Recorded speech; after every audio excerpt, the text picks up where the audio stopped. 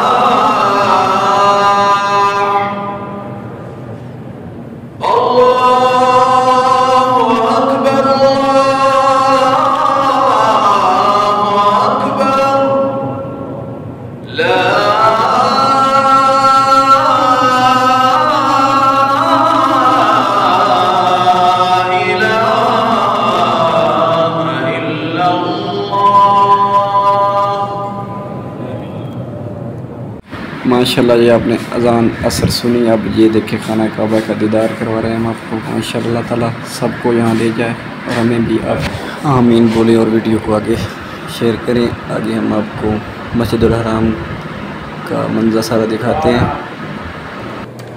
माशाल्लाह जी, अब हम आपको ये मस्जिदुल हराम का मंज़र दिखा रहे हैं।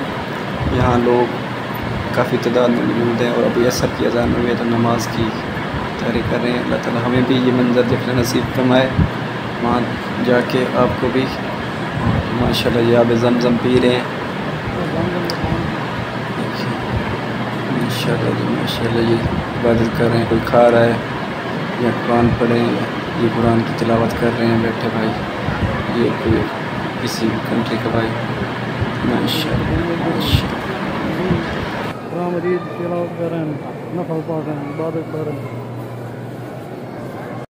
जी। तो दोस्तों, आपने वीडियो देखी और मेरी तरह आपको भी सुकून मिला होगा।